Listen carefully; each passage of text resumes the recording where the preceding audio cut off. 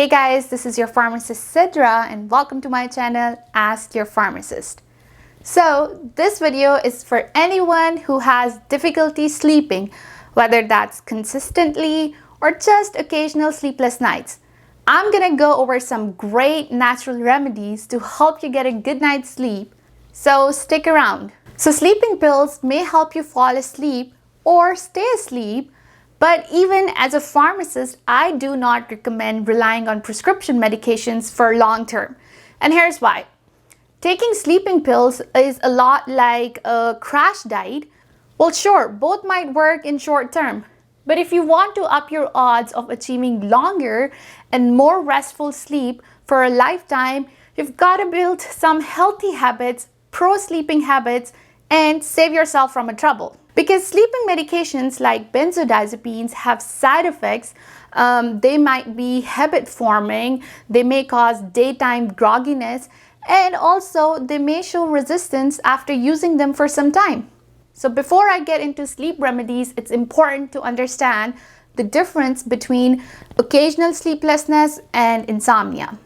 Now, occasional sleeplessness, as the name indicates, is short-term, often a result of stress or changes in work routine or sleep environment, whereas insomnia is persistent. It can be a result of a more serious condition like depression, anxiety, or even emotional distress. Now, at times, insomnia can actually stem from crappy sleeping habits like eating too much right before going to bed, or staying glued to your cell phone or any electronic device right before going to bed, or just even all night long. Please don't do that, because the light from your cell phone is actually stimulating your brain and telling your brain that it's okay to stay awake. It's not the nighttime, it's actually a party time. So how do you expect that you'll be able to fall asleep? See, that's a point to ponder right there for you. Anyways, regardless of whatever cause or type of sleep disorder you have, fortunately, it can be fixed once you deal with the root cause of the problem and adjust your sleeping habits accordingly. You know, as I mentioned before, taking sleeping pills is not a sustainable solution. So here's what I recommend you do.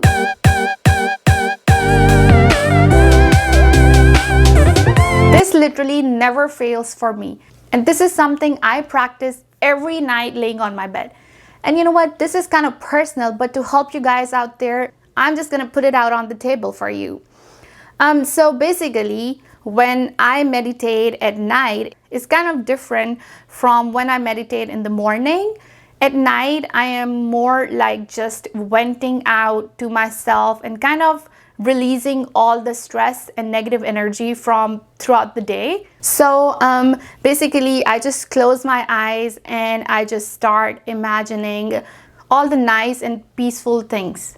I basically try to separate myself from the stress and negativity of the day and bring all the positive vibes in me. Because you know, you're exhausted by people pulling you around all day. And so I try to tell myself that no matter what people say, I'm worthy of achieving what I aim in life. And no matter what happens, people cannot dictate me. And that kind of really unwinds me, relaxes me. Because if you are a purpose-driven person like me, sometimes negativity, people around you can literally get you because you're so driven and focused. But then there is this negative aura who is like literally after to get you, who's literally there to stop you. And that gives you anxiety and you're not able to fall asleep. So basically, I just close my eyes and I imagine that yes, I'm capable of doing everything. And I try to imagine that I'm already at a place in life where I want to be. And that really unwinds me. That kind of wraps up my day on a good note.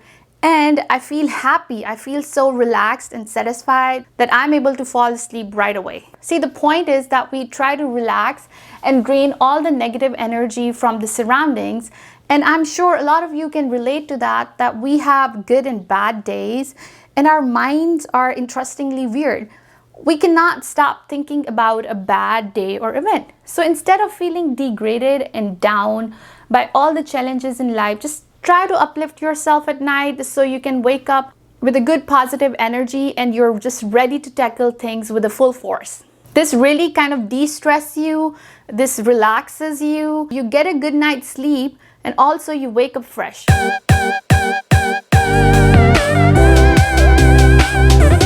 Melatonin is a hormone that's naturally produced in our body to help us sleep. And the production of this hormone really follows our circadian rhythm or our biological clock. So increasing the natural sunlight exposure in the morning when you wake up actually sends the signal to our brain to stop the production of the melatonin, and it resets it effectively so the melatonin hormone can be produced at nighttime. That's why it's very important that close to our bedtime, we don't expose ourselves to the strong artificial lights. Like I mentioned earlier, stay away from any cell phones, electronic devices, laptops, TV, because you don't want to give a wrong signal to your brain. You don't want to tell your brain that stop producing the melatonin, because if your brain does that, you won't be able to sleep in the absence of your sleep hormone. Now, sometimes melatonin production cycle is messed up in people with insomnia. So in that case, you can just take melatonin pills available over the counter, and that will help you kickstart your natural system. But I recommend using the lowest effective dose of melatonin. Like maybe start with 3 milligram and take it about 30 minutes before going to bed. And make sure not to use it for more than a week, because you're using it just to regulate, or rather stimulate your body to naturally produce melatonin. Now, I don't recommend using the melatonin medication over the counter for long term because of the risk of resistance to it, and it actually can suppress your body's ability to naturally produce melatonin. Because just think, if you're actually giving something externally for a long term to the body, so the body will feel that, okay, I'm getting this melatonin hormone externally, I don't need to produce my own, right? So it will actually shut down your body's natural mechanism of producing the melatonin hormone, and you don't want to do that, right?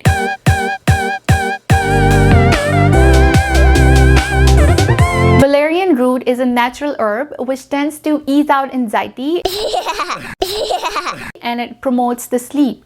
And the good thing is it's available over the counter. But I do want to mention here that just because something is available over the counter does not mean that it isn't potent and can be taken excessively. So I highly recommend that you check with your doctor or pharmacist before starting any over-the-counter supplement or herb or any other medication, so you're aware of any possible side effects, and you can rule out any risks or possible interactions with your other medications you're taking. So okay, done with the side note, back to the valerian root. It's interesting that it works on the same receptors in your body as that of benzodiazepines like Xanax, Valium, and these benzodiazepines are actually prescribed to reduce anxiety and help sleep. So if you have insomnia and are taking or thinking of taking these medications, I would really give it a second thought, as these are controlled medications and they have a high addiction potential, and they actually have higher side effects. They actually make your body kind of used to the medication, and after some time it won't work. You'll have to increase the dosage, and resultantly the side effects increase, the abuse potential increases, the body dependence increases. So do try valerian root before you jump into the benzodiazepine. You know, actually it's interesting that the valerian root is often referred to as nature's Valium, because it's so calming and it has a sedating effect just like the Valium, which is a diazepam, a benzodiazepine. And actually, according to a research, people who had withdrawal symptoms related to stopping benzodiazepines after using them for long term, they actually showed a significant improvement in sleep literally after using the valerian root for 2 weeks. Which I think is great, because unlike many anti-anxiety or sleep medications, valerian doesn't seem to cause problems with dependency from regular use, and does not even has withdrawal effect. So one thing I'd like you to know, very important, that valerian root causes drowsiness. So make sure you don't drive or operate heavy machinery after taking it. And of course, no alcohol, because the two together can double up the drowsiness effect and could be fatal.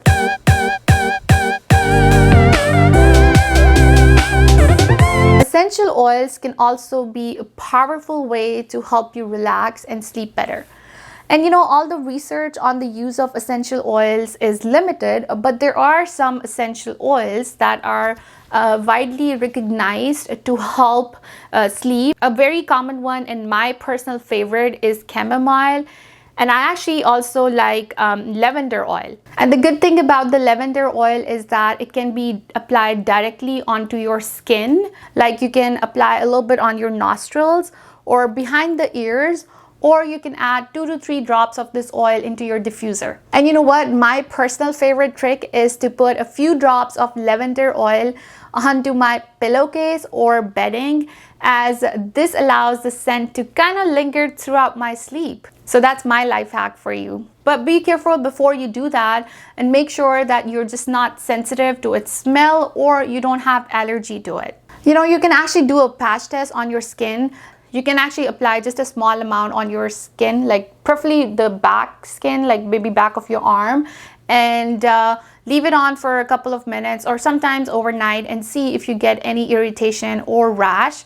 And let's say if you do get it, at least now it's on a very small area, and you can just use Benadryl or cortisone cream to kind of help soothe out just that area, instead of using it on your like visible part of the body and getting allergic reaction all over your body.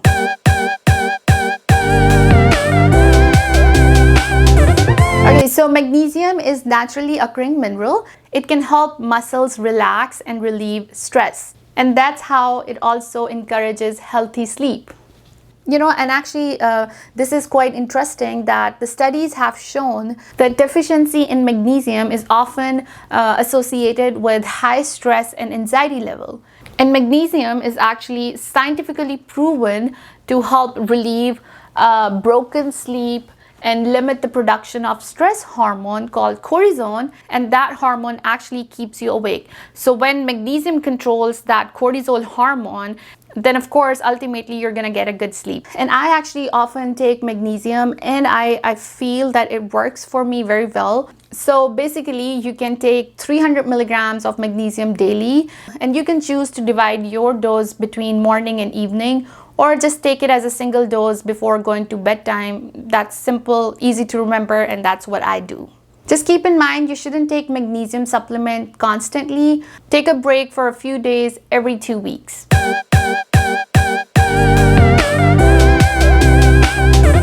Okay, so last but not the least, certain lifestyle changes may also help reduce your symptoms of insomnia. And I highly recommend following a specific sleep schedule, meaning try to sleep and wake up the same time every day. Don't be an early bird for a few days in the week, and then your weekend comes and the whole schedule is all messed up. You're now partying all night and wake up late. That actually really affects your sleep cycle. Also, try to eat the last meal of your day at least hour and a half before you go to bed. And you know what? Get in bed if you're tired, and get out of bed if you're not able to fall asleep within 20 minutes. Meaning, just don't try to force yourself to sleep, like close your eye tightly and when clearly you're wide awake and not able to sleep. In that case, I recommend try reading a book, meditate, or if it's some kind of a stress or wandering thoughts keeping you up, then try to vent them on a journal. And that's really my favorite thing to do, because I feel it really relieves stress. Because now you're able to give words to your wandering thoughts, and that actually often helps you find solutions to your problems. And actually venting relaxes you, and of course when you're relaxed you'll be able to fall asleep. Basically, the bottom line is I want you to think outside the box when it comes to insomnia or sleep disorder. It's very important to determine the root cause or see what's actually impacting your sleep and try to fix that. Because don't just think that, okay, I can't sleep, so I'm gonna go see a doctor, get a prescription medication to help me sleep better. See, instead think in a way that, okay, I can't sleep, but why? Am I overstressed? Or am I staying up all night staring on my smartphone screen or television screen or laptop, or letting my thoughts wander? Or maybe I'm eating too much before going to bed. So basically, thinking of things like that will help you identify the root cause And then you can kind of work on trying to eliminate that and eventually get a good sleep without trying any medications. Alright, so that's it for today. I hope you found this video helpful, and I think this topic is so important. And as a pharmacist, I see so many people suffer from insomnia and reach out to me for recommendation. And especially right now around this time when we are all quarantined and stressed out because of the COVID-19 situation. So I'm really glad that I'm able to film this video and hopefully help you guys. And honestly, I've been actually thinking for a while to film this, but I'm sorry I couldn't do it. But I guess better late than never, right? Well, if you have any questions on sleep disorder or more facts to add, please feel free to leave it in the comment section below. And if you found value in this video, please give it a thumbs up and consider subscribing if you want to see more videos on health and pharmacy. I'll see you next time. Take care. Bye. Hey guys, hope you enjoyed today's video. Let's connect on Facebook and Instagram. And if you have any questions or suggestions about the next video, then email or simply DM me on Facebook or Insta.